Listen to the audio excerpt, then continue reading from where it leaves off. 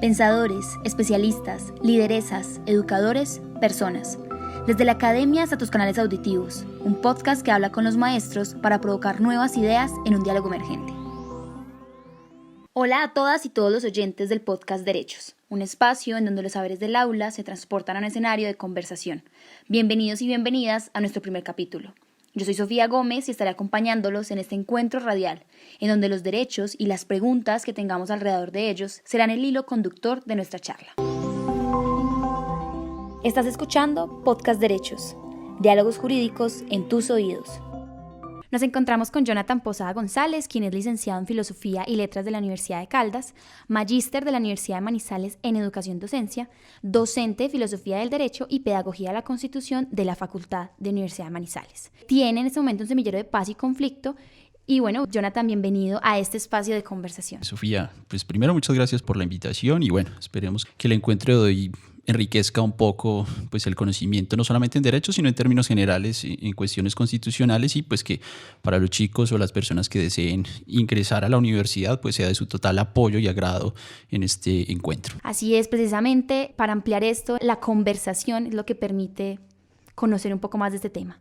Por eso te queríamos preguntar, ¿cómo comenzó el interés tuyo por investigar o adentrarte en el mundo de los derechos constitucionales? En este caso, el derecho a la protesta. Bueno, Sofía, a ver, yo siento que toda aula debe ser un lugar político, eso siempre lo he pensado y siento que entre los discursos de aula, independientemente de la asignatura que uno pueda ofrecerle a los estudiantes, uno siempre tiene que pensar en el otro. Yo siento que el ejercicio de aula, como te venía diciendo, tiene que ser una reconstrucción no solamente histórica, sino también una construcción de lo que el ser humano empieza a pertenecer, digamos, en todos los elementos sociales, culturales, éticos, y yo siento que el aula es un proceso de transformación. Entonces, creo que de alguna manera intenta y reconfigura, como lo venía diciendo, muchas de las necesidades que hay en aspectos en ese sentido. Entonces, siento que el interés viene desde ahí. Siento que el aula no puede ser solamente un lugar de las cuatro paredes, sino debe ser un lugar extendido desde la calle, de las manifestaciones, de las problemáticas.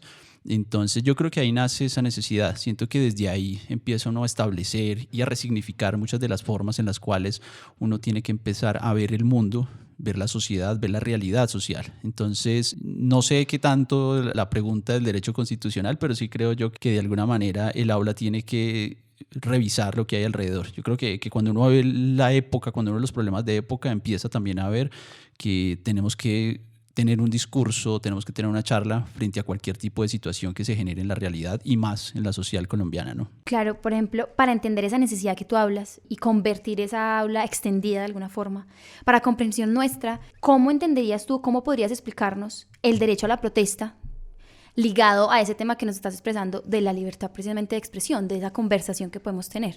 Bueno, hay que tener algo claro, ¿no? Que constitucionalmente el artículo 37 pues, nos da la forma. El artículo 37 dice que todas las personas pueden reunirse y manifestarse pública y pacíficamente. Eso empieza desde ahí, empezar a entender que sí tenemos esa capacidad, ¿listo? Que tenemos esa oportunidad. Que si estamos en desacuerdo, sea con un gobierno, sea con quien sea, porque de pronto la palabra gobierno nos va a sonar muy fuerte, pero si de alguna manera se establece una inconformidad, el pueblo tiene una necesidad y esa necesidad es también preguntarse, dudar y salir a las calles, tomarse las calles. Bueno, la pregunta yo creo que también se establece si en el punto es necesaria la violencia o no es necesaria la violencia. Yo creo que eso deja muchas incógnitas alrededor, pero siento en este gran sentido que nosotros constitucionalmente tenemos un derecho y podemos ejercerlo. Y si lo vamos a ejercer, lo importante es que nos reunamos. Muy en visiones un poco de esas construcciones éticas del mismo Jürgen Habermas cuando intenta entender que la construcción de una sociedad necesariamente se da cuando somos capaces de unirnos y establecernos en formas en las cuales podemos establecer esas conexiones, podemos establecer esas discordias, pero que esas discordias se den necesariamente desde la expresión de la racionalidad, de la expresión de las necesidades y, como lo dice Habermas, en esas pretensiones intersubjetivas. Eso quiere decir que si nos conectamos con el otro, pues podemos establecer también, digamos, necesidades. Entonces yo creo que desde ahí uno puede empezar a establecer ese tipo de necesidades y si se procuran esas necesidades, creo que desde ahí también pueden darse unas transformaciones y las transformaciones sociales se dan con lo que está pasando ahora. Yo creo que si la gente no sale a las calles, si las personas personas no tienen esa visión de salir a protestar, seguramente todo seguiría igual. Por lo menos este tipo de ejercicios logra que tengamos una percepción frente a las problemáticas sociales y lo que hablamos ahora de la cuestión de esas visiones éticas, culturales. Hay una pobreza impresionante en nuestro país, hay unas discordias sociales en términos no solamente políticos, sino también culturales, y yo creo que desde ahí hay que empezar a ejercer ese tipo de necesidad. Este tema del derecho, por ejemplo, los derechos fundamentales constitucionales o el derecho a la protesta, ¿se habla con los estudiantes? ¿Cómo lo abordas con ellos? Bueno, voy a contar un ejercicio que no sé qué tan práctico y tan positivo fue, pero en algún momento di una clase desde una marcha. Fue bastante extraño porque realmente el interés que se tuvo en esa clase fue lograr que los chicos se sintieran anexados, un poco agregados a los procesos que son estos movimientos sociales. Puede ser que a algunos no les haya gustado el ejercicio, como a otros pues sí les gustó. De hecho, de manera muy personal, me encontré a 2 estudiantes que estaban dentro de la marcha y estaban escuchando mi clase y nos encontramos como en el lugar. Pero siento que ese tipo de ejercicios es interesante porque te decía ahora, yo creo que el aula debe extenderse. Y vuelvo y reitero, yo siento que el aula es un lugar político y al ser un lugar político tiene que ser un lugar transformador.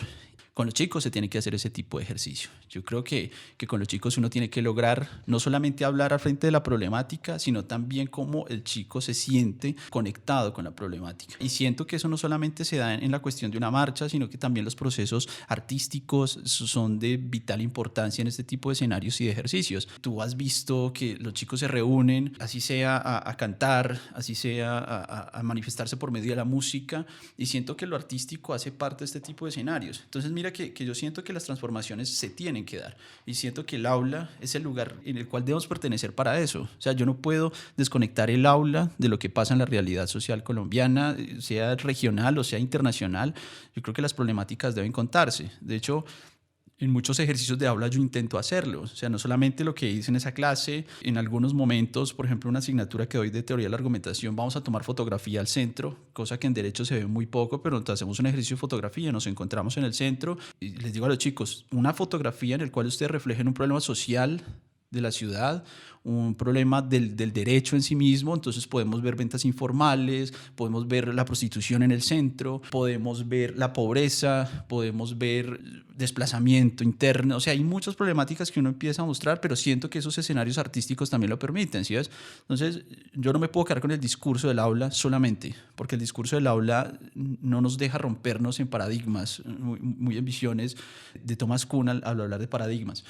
Siento que si uno es capaz de hacer un reflejo diferente, yo creo que hay transformaciones, ¿sí ves? Y si tú eres capaz, pues no sé, lo veo de esa manera, si soy capaz de llevar el discurso a lo práctico, sería diferente, ¿sí ves? Porque a veces cualquier tipo de carrera, yo creo que cualquier tipo de carrera te da mucha teoría, pero te rompe la práctica, y siento que el derecho también tiene que empezar a hacer ese tipo de ejercicio, porque el derecho se vuelve muy positivizado, el derecho se vuelve muy cerrado, y los chicos se aprenden mucho el código, pero de nada sirve aprenderme el código de memoria si yo no soy capaz de hacer un ejercicio práctico con esto, ¿sí ves? Y ese ejercicio práctico, ¿cierto? Este balance, equilibrio que manejas, ¿también lo implementas en el semillero de paz y conflicto o cómo abordas ese? Aquí tenemos 2 ejercicios bien interesantes que hemos venido como construyendo. El primero, que veníamos trabajando con algunas escuelas públicas hablando sobre paz y conciliación. O sea que ha sido muy interesante el proceso porque vamos a colegios y les contamos pues a los chicos cómo solucionar sus problemas de manera alternativa sin necesidad de usar la violencia,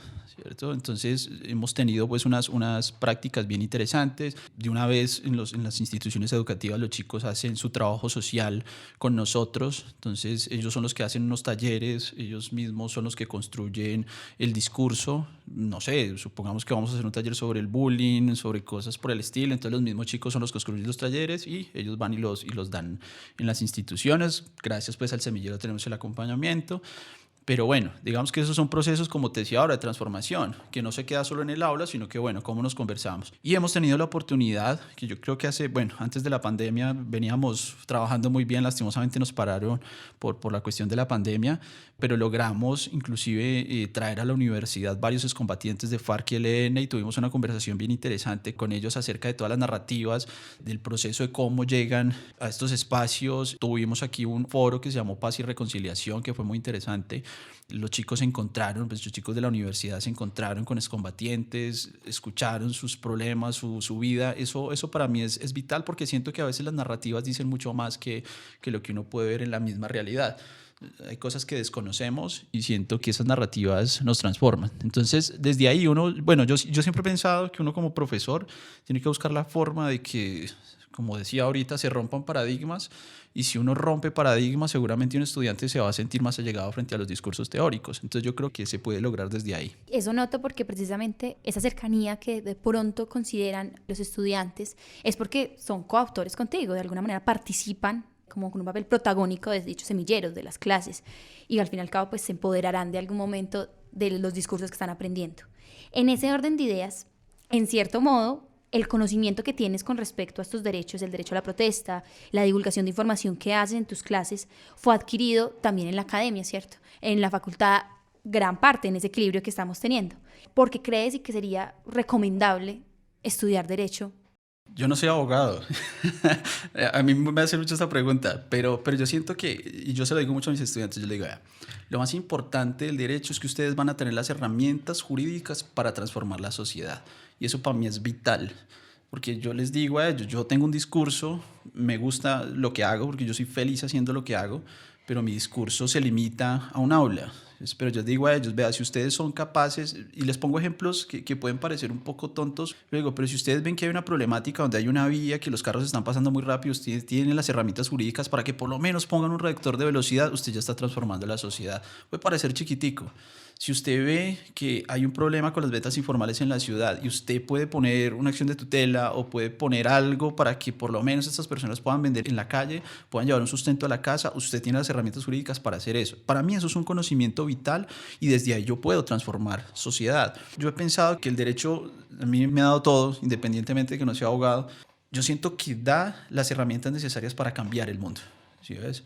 Y yo creo que eso lo tienen que aprender los chicos. Y yo creo que los chicos que están estudiando la carrera en este momento también deben entender eso, ¿cierto? Sí, y la carrera que estudies, no solamente derecho, comunicación social, o sea, también transformes este rollo. Usted va a estudiar psicología, transformes este rollo. Si usted va a estudiar ingeniería en sistemas, ¿cómo hacer yo para hacer una app para transformar esta sociedad? Entonces, yo siento que la academia es la que tiene que darle a uno las herramientas para transformar el mundo. Yo entiendo, y se lo digo mucho a los chicos, yo entiendo mucho la necesidad económica que tiene cada uno y por eso estudia, eso es obvio, pero uno tiene que ser un ser para el otro. Yo por eso pienso que antes de uno estudiar una carrera, primero es el desarrollo humano, la ética, y la transformación social se da cuando uno es un buen ser humano. Entonces, uno puede aprenderse toda la teoría del mundo, la que quieras, tú te puedes aprender toda la teoría, pero si no eres un buen ser humano, yo creo que tampoco logras mucho. Historias por conocer. La integración de la ciencia en las artes, la literatura y el cine. Para nosotros poder ampliar esta conversación que estamos teniendo, y a nuestros oyentes que de pronto están interesados en abarcar muchísimo más de este tema que conversamos, ¿qué película o libro nos recomiendas que te guste, que te haya gustado y que esté relacionada con el derecho a la protesta puede ser, o los derechos constitucionales? Yo soy de mucha literatura. Para mí hay 3 libros que son vitales. De pronto los han escuchado mucho, pero para mí son vitales para todo este cuento de lo que pasa en la sociedad actualmente. 1984 de Orwell, que yo creo que es una cosa loquísima, un libro bellísimo. Fahrenheit 451 de Ray Bradbury y Un mundo feliz de Huxley. Yo creo que esos 3 libros son una tríada de esas distopías, y yo siento que en términos generales toda esa construcción de la sociedad se da cuando uno rompe las distopías. Entonces yo recomiendo mucho esos 3 libros que, digamos, en una asignatura que logré dar sobre cine, arte y literatura, transformamos muchas cositas con los 3 libros que logramos leer con los chicos. Bueno, Jonathan, muchas gracias por tus recomendaciones, por la conversación que hemos tenido en este podcast, y de antemano por acompañarnos y querer hablar de paz y conflicto y de derechos constitucionales. No, a ti por la invitación, y quedo atento a las 100 invitaciones más. Aquí estoy. Muchas gracias, Sofi. Bueno, y para despedirnos, queremos recordarles que estaremos conversando sobre derechos cada 15 días en la primera temporada de este podcast educativo. En el próximo episodio estaremos con Valentina González conversando sobre derecho a la alimentación. El derecho a la alimentación, pues constitucionalmente están los derechos sociales, económicos y culturales, pero pues ya obviamente se ha revisado y se ha interpretado la fundamentalidad, o sea, sin alimentos, si una persona no está nutrida ni nada, le va afectando otros derechos como la salud y la vida. Este programa fue realizado con el apoyo de la Universidad de Manizales, acreditada de alta calidad, y los laboratorios de radio de la Universidad de Manizales. Recuerden que pueden escribirnos al correo podcast@umanizales.edu.co y que pueden encontrar todos nuestros capítulos en nuestra cuenta de Spotify y YouTube, además de la página de la emisora de la Universidad de Manizales, umfm.com.co. Hasta la próxima. Esto fue Podcast Derechos. Diálogos jurídicos en tus oídos. La Universidad de Manizales, acreditada en alta calidad, tiene abiertas sus inscripciones para el doctorado en Derecho, el cual pretende formar doctores con capacidad de pensar los problemas jurídicos y sociales de América Latina e Iberoamérica. Ingresa a www.humanizales.edu.co y realiza tu inscripción. Vigilada por el Ministerio de Educación Nacional.